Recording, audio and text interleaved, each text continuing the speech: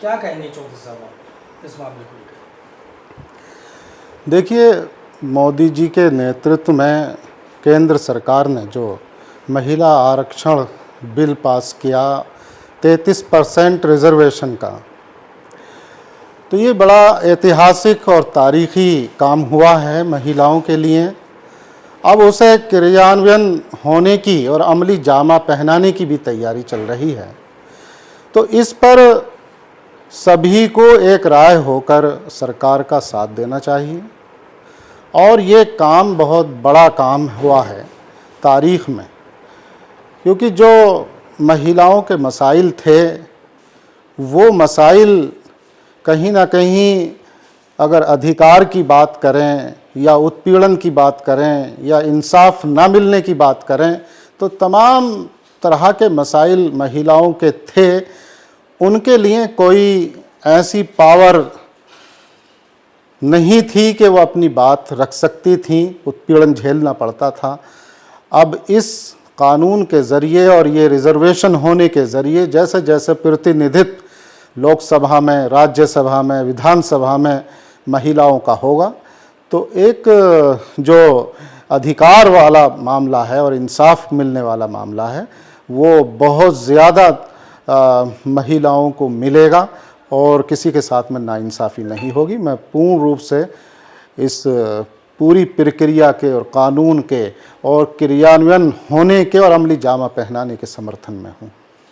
केरल के राज्यपाल राजेंद्र विश्वनाथ अलंकार की वंदे मातरम पर जो टिप्पणी की गई है उसको लेकर क्या कहना चाहेंगे?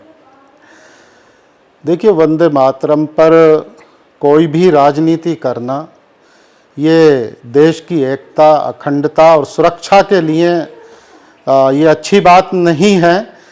जो भी विरोध कर रहे हैं इसका, हर किसी इंसान को, नागरिक को अपने देश की एकता, अखंडता की हिफाजत के लिए पूरी ताकत लगानी चाहिए, पूरा समर्थन देना चाहिए। जो जहनियत से हमारे देश को कमज़ोर किया गया, अंग्रेज़ों की जहनियत ने हमारे देश के टुकड़े किए और वो आज तक रिकवरी नहीं हो रही उस डिवीज़न वाली नीति और समाज विभाजन वाली और राष्ट्र विभाजन वाली पॉलिसी जो अंग्रेज़ देकर चले गए थे, आज उसे पॉलिसी को और उस सिद्धांतों को दफन करने की ज़रूरत है। और भारत के हर एक नागरिक की ये जिम्मेदारी बनती है कि वो अपने देश की एकता, अखंडता की सुरक्षा करे और उसका समर्थन करे और सभी मिलजुल कर देश की एकता को, अखंडता को, संप्रभुता को मजबूत करने का काम करें। मौलाना साहब, पश्चिम बंगाल में मस्जिदों से लाउड स्पीकर हटाने के मामले में कलकत्ता उच्च न्यायालय में जनहित याचिका स्वीकार कर ली है, इसको लेकर क्या कहेंगे?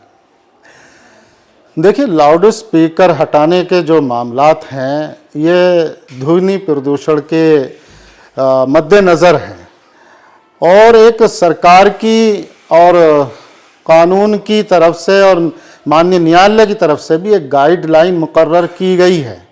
और वो ऐसा कोई ख़ास मस्जिद के लिए नहीं है, वो सभी धर्मों के लिए है। मस्जिद हो, चर्च हो, गुरुद्वारा हो, जो भी धार्मिक स्थल हैं उन पर सभी पर लागू होती हैं।